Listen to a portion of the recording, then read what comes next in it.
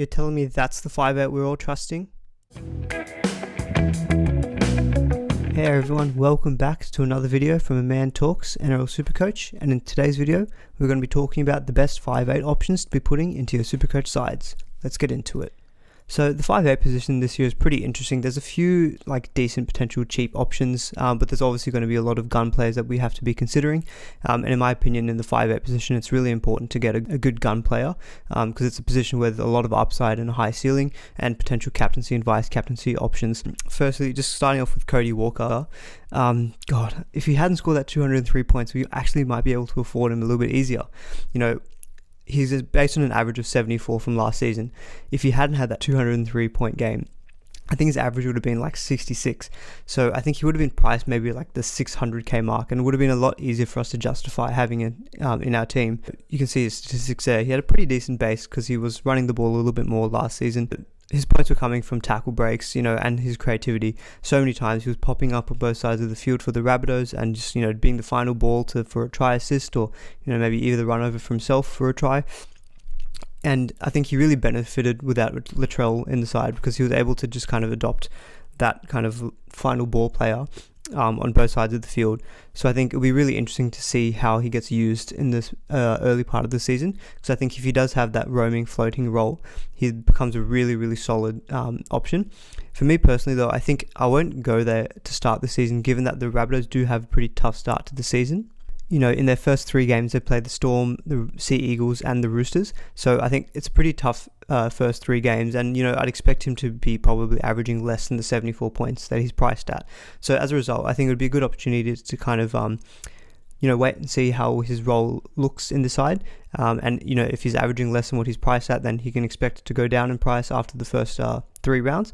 And then potentially you can look to bring him in after that, because Rabbitohs do have a good following 2 games after that initial 3-game period where they're versing, I think, the Bulldogs and the Broncos back-to-back. So that might be a great opportunity to then jump on him when he's gone down in price. So you could expect the Rabbitohs to be piling on the points more than they would against the first 3 teams that I mentioned. So I think that's a good strategy. I think that I'm probably going to adopt with Cody Walker. I won't have him in my starting side. I'd still expect him to be decently owned. He's currently owned by about 7% of the game, which I actually think is a little bit low. I thought it was actually going to be a lot higher than that. But I think a lot of people probably think that he's maybe too expensive to start the season. And I'm kind of in agreement. But, you can't really argue with those stats. I think it's really down to what his role is going to be and if he can kind of match that same level of creativity and playmaking ability that we saw towards the back end of last season. But yeah, for me, not to start the season, I think. Now, one person I think I'm very likely to start the season with is Cam Munster. So obviously you can see he's by far the most popular 5'8" gun. 38% of the game currently own him. And, there's a lot of reasons as to why. He's obviously cheaper than Cody Walker, which does help. He's got a really good base floor of about 31 points a game. I think a lot of that comes down to just he likes to run the ball a lot. So, plenty of times he'll get those runs over 8 meters, so he'll get good SuperCoach points. He's also such a good tackle buster. So, you can see in his evasiveness, he was averaging about 17 points a game last season from that. So, with his combination of running the ball and his tackle breaking ability just already kind of gives him a decent floor of about, 40, 45 points. And then you throw in there, he's got that creativity as well, where he'll pop up on both sides of the field. And I think without Cam Smith, obviously he becomes their number 1 playmaker. Him and Pappenhausen really are going to be at the forefront of the Storm attack. The Storm do have, tough games to start the season. Rabbitohs, the Eels and the Panthers, all good defenses. But then in rounds 4 and 5, they're versus the Broncos and the Bulldogs. So, prime games for someone like Munster to be piling on the points. But the thing with Munster against, tough oppositions is that he's definitely a big game player in my opinion. He always seems to do super well in Origin games and in the finals as well. So I don't think it really is that much of a negative factor when it comes to assessing Munster and his points potential. He had an average of about 70. He did miss a few games with injury here and there, and he will obviously be playing Origin for the Maroons. So that is something to consider during the middle of the season, that he might be missing 1 or 2 games for us. But I think that's a long time away. So I think we can still look at him as the best choice at 5'8" to start the season. We don't actually quite know what the goal kicking situation will be at the Storm. I think if I had to bet, I'd probably think Pappenhausen would be the goal kicker. But, we'll be able to look at trial games this weekend to see, kind of get confirmation of that. If Munster is the goal kicker for the Storm, I think he has to be in my side, because then you'd expect his average to just be bumped up that little bit more with the added bonus of the goal kicking. You could potentially go against him because there are some other decent options, but there's a bit of a fear factor again. I think when about close to 40% of the game do own him at the start of the season, and if he starts off with a bang, then it could be really hard to get him back in, because obviously you'd expect then his price to go up, but if you think maybe his price might go down after those 3 toughish games to start the season, you could look to get him in around 4 and 5 when he's got the Broncos and the Bulldogs. But personally for me, I think he's that quality of a player. I think he'll do well against any team. So yeah, I think I'll be having him at the start of my season. If not, then I'll be hiding behind a couch while I watch Storm games. So I've quickly just put Shaun Johnson in here. Obviously we can't really consider him to begin the season given that he is injured, and I think he's expected to not come back into the side until about round 7 or 8. But just wanted to throw him in there. Obviously when he does come back, he'll be a really, really good option. The Sharks do have a tough start to the season anyway, so I think even if he was fit, I probably wouldn't have gone there anyway. But he obviously did have good creative statistics. He was obviously one of the leading try assists playmakers in the game last season. He does also have the goal kicking for the Sharks, which does come in handy. As you can see, that bumped up his scoring point average a little bit higher than, say, the likes of Munster and Cody Walker. But obviously I'll just quickly brush over him now though, because we're not going to consider him to begin the season. Moving on, we've got Dylan Brown at 565k. I'm really tempted actually by Dylan Brown and potentially going, with him as a bit of a pod option to start the season instead of, say, Munster. I mean, firstly, it would save me about $60,000, which I think would really help in terms of, trying to beef up my, say, back row or, upgrade one of my hooker positions. So I think Dylan Brown is a really interesting pod option to start the season. Has amazing base stats. I was actually shocked when I saw that. He was averaging about 37 a game in pure base. For a 5'8", that's pretty crazy. And I think that's probably just shows how good of a runner of a ball he was. And he did have good tackle breaking ability. He was averaging about 14 points a game from base plays. Obviously his scoring was a little bit down compared to the likes of, say, Munster and Walker. He's got really good numbers, I think, for a 5'8" in terms of his base and his evasiveness. The creativity was a little bit down compared to the other two, like Walker and Munster. I think a lot of that is to do with the fact that Mitchell Moses is obviously going to at times be the chief playmaker at the Eels. But I think with the Eels there is a good advantage in that they've got good games to begin the season. Their first game is against the Broncos. I guess they do have the Storm game in round 2, which is tough. But then they've got the Sharks in round 3. So I think 2 out of those 3 games are very winnable. And then in the next 3 games in that first 6-game period, they've got the West Tigers, the Dragons, and the Raiders. And the thing is as well, 3 of those first 6 games are at Bankwest, and we all see that the Eels definitely play better at Bankwest Stadium than when they play away from home. So I think that could work in his favour. And I think, in my opinion, I think the Eels' left side is a lot more dangerous than, say, their right side attack, which is where Dylan Brown would be playing. Because then you've got the likes of himself, Clint Gutherson coming in, obviously Mike Sivo, who's a big target man. So I think the left side of the Eels is probably, in my opinion, their stronger side. And I think obviously Dylan Brown is still really young. I think he can only improve as a playmaker. So, that average of 64 I think is reasonable to expect that he'd get the same. And potentially even maybe uptick that to 70 if you think he's going to have a strong year and potentially takes on more of the creative role at the Eels. So I think I'm actually really tempted by him as a bit of a pod option. I don't mind going there. I guess it all comes down to like how much I'm afraid of not going without Munster to start the season, because I think if I wasn't going with Munster, I think Dylan Brown would probably be my number 2 choice at 5'8". So I think no problem having him in your side. I guess you just have to kind of assess how you would rate him against the likes of, say, Munster. So moving on, we've got Jerome Lewis at 551k. Had a really, really good end to the season. Obviously, he was super popular last season, given that he was starting super cheap. But I don't think there's any reason why he can't perform well again this season. The Panthers have a really good draw to start the season. In their first 6 games, they've got the Cowboys, the Bulldogs, Sea Eagles, and the Broncos. They do have tough games against the Storm and the Raiders, but I think 4 out of those 6 games are very winnable.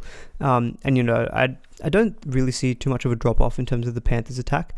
They've obviously lost Mansour, but in terms of the actual primary playmakers like Cleary, Luai, they've still got all their strike weapons, in terms of like Stephen Crichton, Brian To'o. Obviously Charlie Staines is going to be in the mix as well.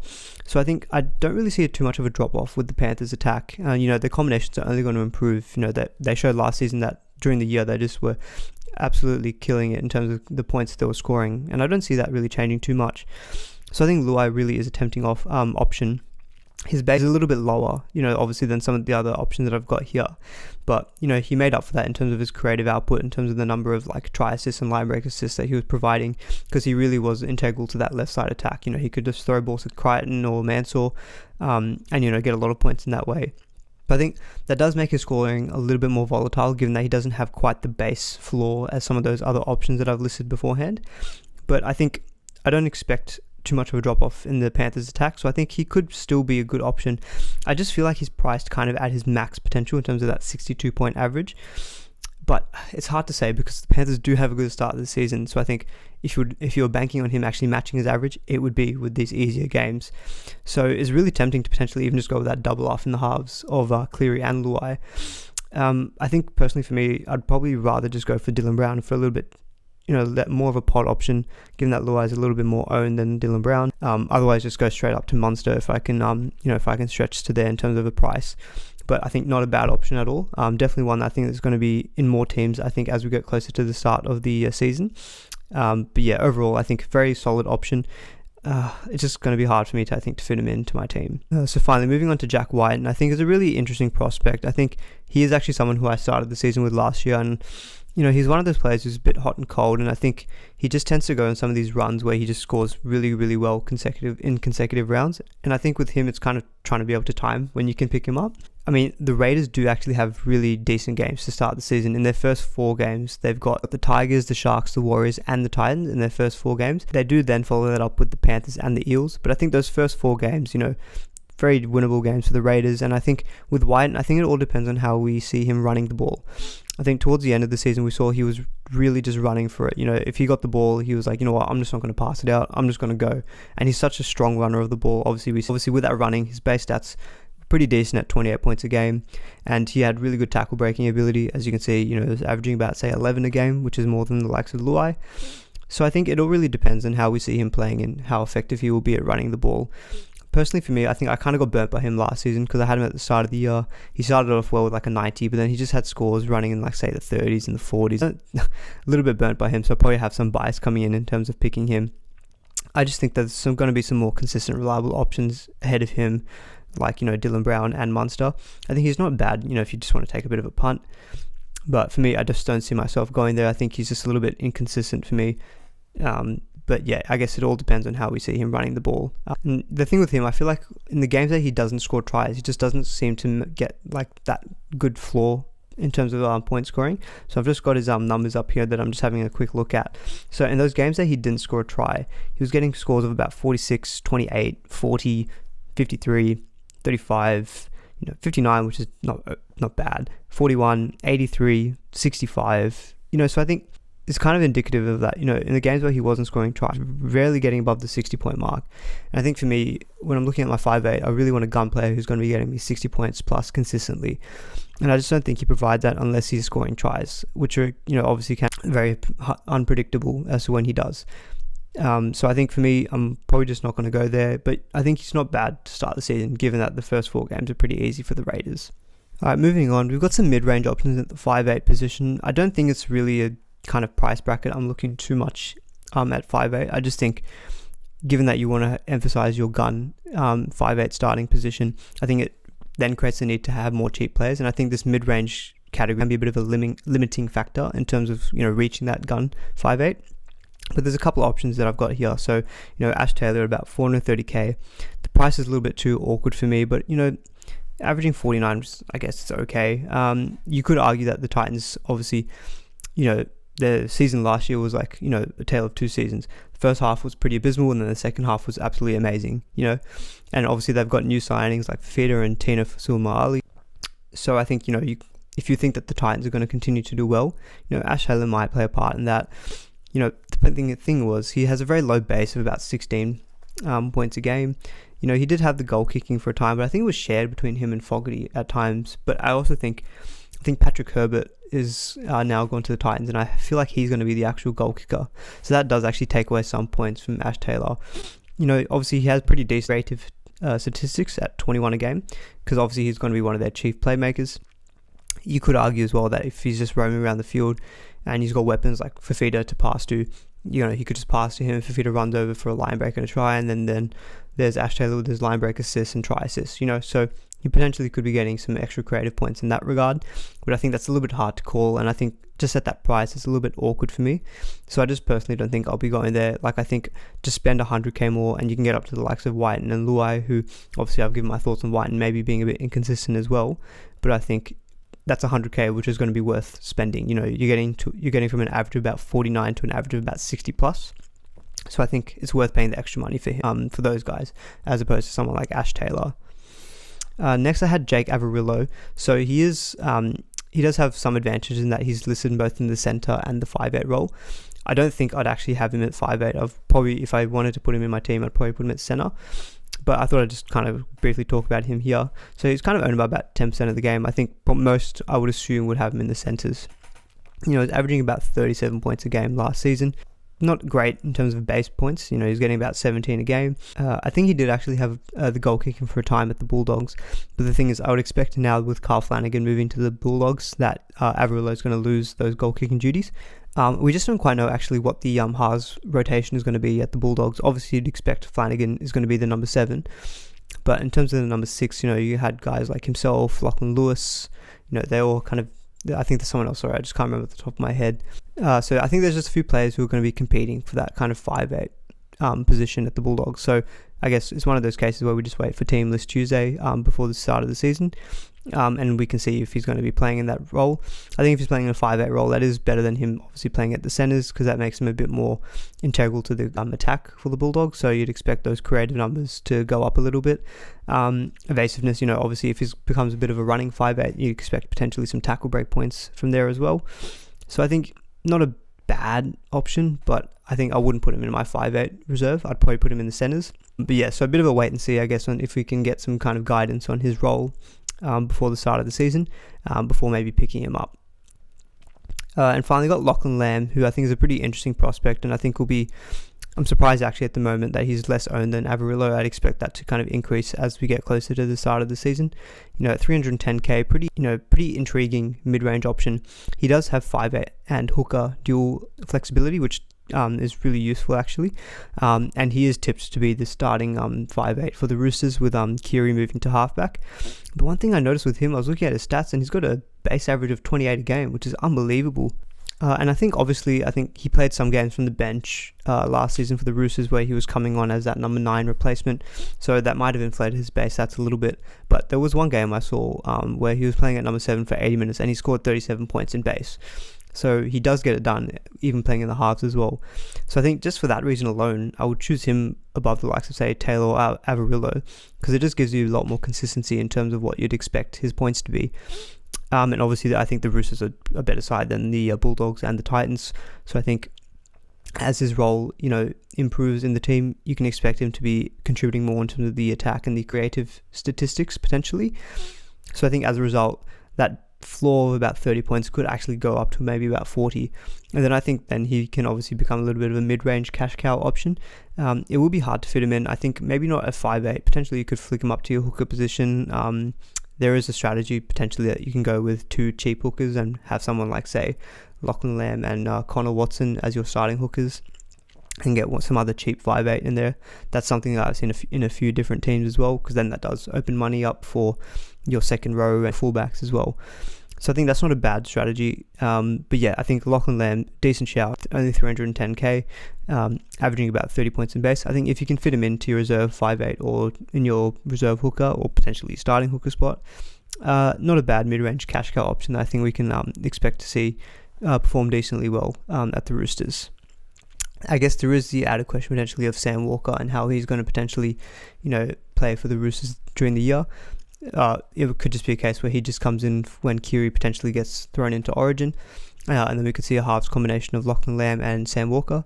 That is something just to keep in the back of your mind, that you might have some rotation potentially with Sam Walker if he, if Trent Robinson wants to kind of mix things up in his halves combination, or he feels that, Lamb and Keary aren't performing that well. Alright, finally we're moving on to some cheap cash cow options at the 5'8", and I think this is the kind of direction that I'm leaning towards, as opposed to say going to that mid-range price bracket of 5'8". So starting off, we've got Matt Moylan at 253k, obviously a super popular option given that in the past he's averaged in around the 50 to 60 point mark, and he's obviously had injuries, trouble him for the past 2 seasons as well, which is obviously going to be decreasing his average, and therefore that's why his price so cheap. So you can see the appeal as to why so many players are jumping on him. I wouldn't really read too much into those statistics because they're all based on kind of last season's average.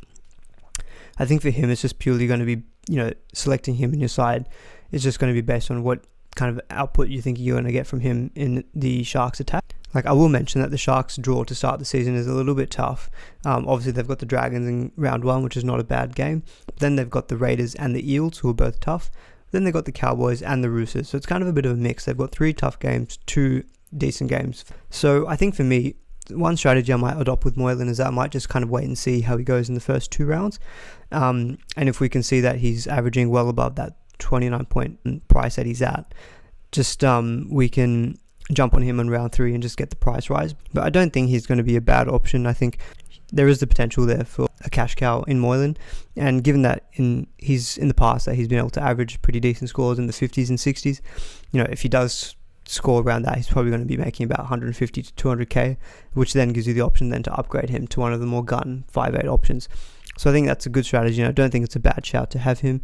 The question, I guess, is, my preference would be to get maybe someone like Connor Watson, who I think is going to be just a bit more of a consistent option. Obviously, both of them have had their injury trouble, so that always is something to kind of keep in consideration. But I think not picking players because they might get injured is not really the right way to think about it when we're picking players. I think just go on, we know they're playing. If they think that they're going to do well for us, then get them in their side. Something to keep in the back of mind on injuries, but don't base your whole decision on that, I think. So yeah, not a bad option with Moylan. I think I'd probably prefer having Connor Watson in my 5'8". Obviously, Connor Watson you can flick up to your hooker position instead. So yeah, I think he's going to be a super popular option. I don't see too much wrong with going with him at the start of the season. If you don't actually fancy having him in your starting 25, then just jump on him in round 3 before any potential price rises. Moving on, I've got Tex Hoy, who I briefly touched on when I did my best early draw video. Because the Knights do have a dream draw to start the season. They've got the Bulldogs, the Warriors, Tigers, Dragons, Titans, and Sharks in their first 6 games. There's no opposition there who was in the top 6 of last year. So I think that bodes well potentially for someone like Tex Hoy, who's an attacking player, to be able to get well above that 27 point average, and do well for us in terms of making us money to start the season. He does actually have a decent base floor of about 20 points, relative, I guess, for that price of 240k. And you can expect, obviously if the Knights are doing well in those first 6 easy games, the fullback that he will be playing at will be, central to that role, and you can expect him to potentially getting some tackle breaks, some try assists, that kind of thing. So I think he has the potential to be maybe averaging to that 40 point mark, and then obviously making us some money to begin the season. The one downside is that he's just going to be a short-term replacement because he's only there while Kalen Ponga is injured. And we don't quite know when Ponga is expected to come back to the Knights side. Some early discussion, I think, is between rounds 4 to 6. But, imagine if he just came back and say round 3, and then Tex Hoy's out and we can't even get that price rise out of him. That is one thing that I have thought about, which is potentially a downside on him. He is dual listed at 5'8" and fullback. I mean, personally, I don't think I'd be thinking about putting him in my fullback backup spot. I think fullback is a spot that you want to be getting 2 gun players. So I think you can only really consider Tex Hoy at 5'8". And I think there's a decent shout. But he just has that short-term risk. And I think guys like Connor Watson or Moylan, who are a little bit more expensive but not by too much, are just going to be safer in that they're going to have their positions longer term than someone like Tex Hoy, who you're just relying on having while Kalen Ponga's out. And I don't think that's really something that I'm too eager on. So I think for me, Tex Hoy, if you want to have a bit of a punt, then it's not a bad option, but just keep in the back of your mind that Ponga could come back early and you might not actually get that much cash cow generation out of Tex Hoy. And finally, I've got Josh Shuster from the Sea Eagles. So the thing with Shuster is that we just don't quite know yet what his role is going to be. He's named at number 6 in the Sea Eagles trial game this weekend. But I would think potentially that Kieran Foran would be playing that 5'8" role. Cade Cuss will be the number 9, and potentially if Foran does actually play at number 9, that does open a spot up potentially for Shuster to be the number 6. He's obviously almost at basement price at 203k. So to look at the round 1 team list for the Sea Eagles, if we see that he's at number 6, then I think it's a valid argument to have him at your number 6 reserve spot. As you can see there, he was averaging about 31, pretty okay base points at about 19 a game. And he looked relatively creative, so I think not a bad shout. He's obviously going to save you a lot more money than compared to the likes of Moylan or Tex Hoy. I think that's definitely something to his advantage. So I think it's just for him, just purely a wait and see on the round 1 team list. And if he's listed at number 6, I think it's fine to have him in your reserve 5'8 spot, and he could be a good cash co option then. Alright everyone, that's my thoughts on the 5'8 position. I think there's some clear standout options like Munster, potentially Dylan Brown, Luai and Cody Walker. And there are some decent cash cow options at 5'8 who I think we can consider to be making us some good money to start the season. So I think it's an interesting position. I think there's a lot of different avenues that you can go. I don't think it's one of those positions where it's absolutely clear that there's just one gun player. I think you have a little bit more room to go with some pod options in this role. But yeah, hopefully you guys found some value out of this. Would really appreciate a thumbs up and a like on the video if you enjoyed it. And please do consider subscribing, because I'll be putting out more videos similar to this as we get to the start of the season. But now that'll be it, and I'll see you in the next one. Thanks.